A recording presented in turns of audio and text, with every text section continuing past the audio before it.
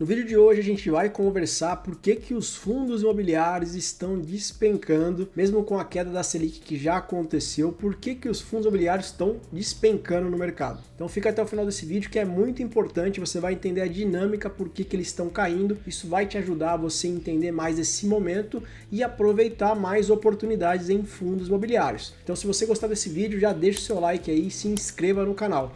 Para quem não me conhece, meu nome é Gustavo Lucas, sou consultor de investimentos, certificado especialista de investimentos pela Ambima.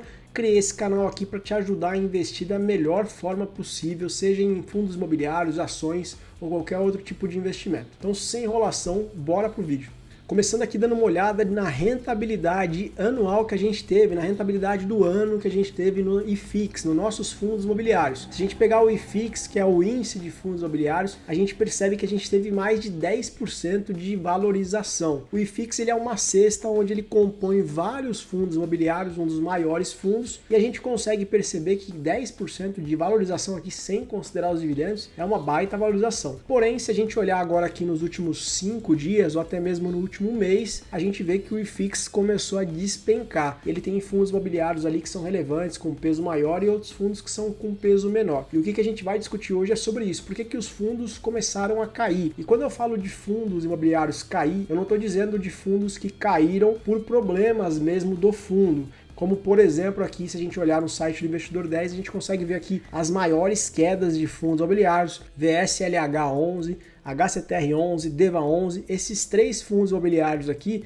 eles tiveram problemas dentro do fundo, então a queda dele tem motivos, né? Eles tiveram problemas de inadimplência, tiveram problemas ali com CRIs, então esses casos aqui são casos específicos e quando a gente fala de queda, eu não estou dizendo de queda do problema do fundo imobiliário, e sim por causa do mercado, movimento de mercado. Então por que os fundos imobiliários eles estão caindo, né? Muita gente ainda acredita que a queda da Selic ela é manuseada pelo Banco Central, pelo Copom. Isso está correto. Porém, quem define isso é o mercado. E por que é o mercado? Porque quando a gente olha para os juros futuros, que é uma variação do mercado, a gente consegue entender por que a gente está tendo uma queda nos fundos imobiliários. Então eu quero primeiro que você entenda por que é importante a gente olhar os títulos do Tesouro e fazer uma comparação com os fundos imobiliários.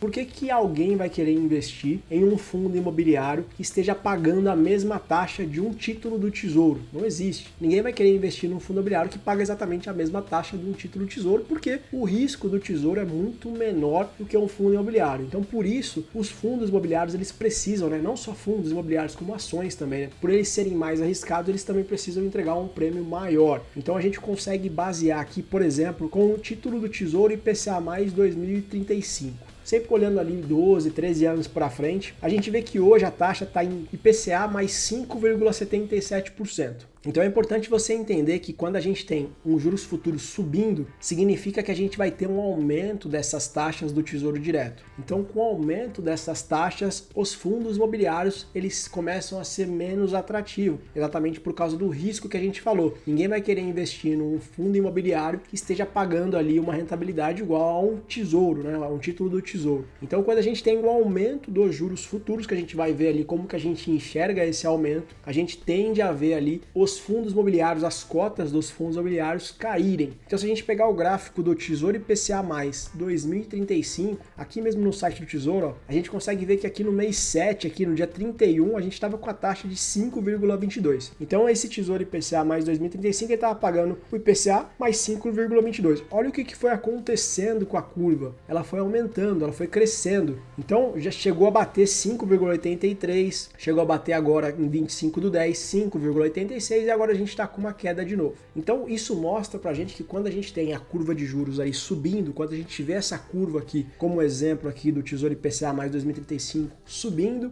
a gente pode prever aí que os fundos imobiliários vão começar a cair, exatamente por causa desse prêmio de risco que a gente conversou. Mas será que é só esse motivo também que os fundos imobiliários estão caindo? A gente sabe que a gente está passando por vários problemas globais, né? A gente está tendo guerras em outros países, a gente está tendo uma alta histórica da taxa de juros dos Estados Unidos e isso interfere diretamente aqui no nosso país. Hoje a gente tem muitos investidores estrangeiros que investem no Brasil, então quando a gente tem uma taxa de juros lá nos Estados Unidos batendo recorde, mais de 5%, por que o investidor estrangeiro vai vir correr um risco maior aqui no nosso país, investindo aqui no Brasil, sendo que ele tem uma taxa histórica hoje lá nos Estados Unidos, que é considerado um país mais seguro. Então todo esse movimento interfere diretamente aqui também no nosso país, então a gente tem ali uma saída de capital estrangeira quando a gente tem esse movimento. Então por isso que até a nossa taxa de juros estando alta, ela se torna mais atrativa para os investidores estrangeiros, e se você baixa essa taxa de juros de uma forma brusca, né, com a taxa de juros lá nos Estados Unidos no patamares mais altos, a gente também tira capital estrangeiro aqui do nosso país. Então é todo um movimento com muita cautela, que tudo acaba interferindo no final das contas na nossa economia. Bom, mas agora sabendo dessa queda, sabendo do motivo dessa queda, a gente consegue ter várias oportunidades no mercado, certo? Quais serão as melhores oportunidades hoje que a gente tem no mercado? Se eu fosse começar a olhar os fundos imobiliários aqui para a gente poder ter uma noção de qual que seriam as melhores oportunidades, o primeiro passo que eu aconselharia você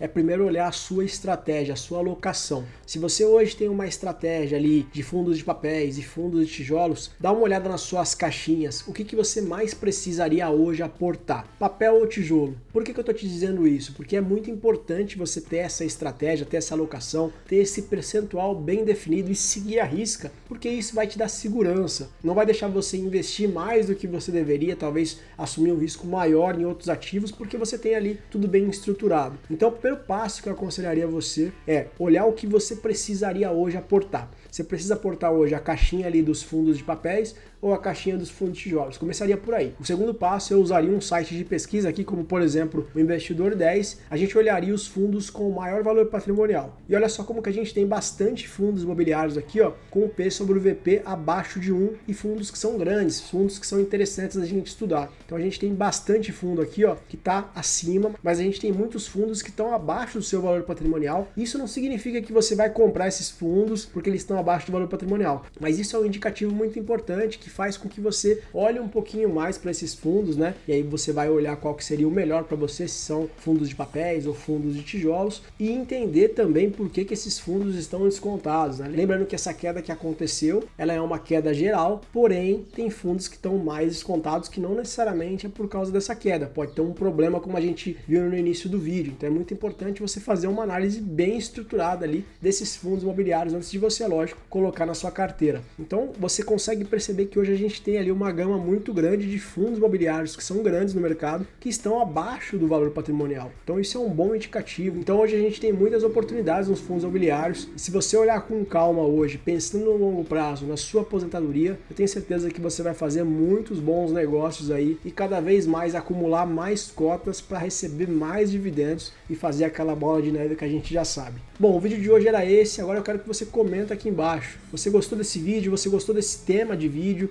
Eu estou trazendo um tema mais educativo, né? Não somente falando de fundos imobiliários direto, mas também trazendo temas educativos para a gente poder sempre estar evoluindo como investidor. Comenta aqui embaixo o que você achou desse vídeo. Se você ainda não viu o último vídeo que a gente fez aqui no canal falando sobre os 4 fundos imobiliários que são bons para a sua aposentadoria, eu vou deixar no card aqui em cima também para você assistir. Até o próximo vídeo, tamo junto!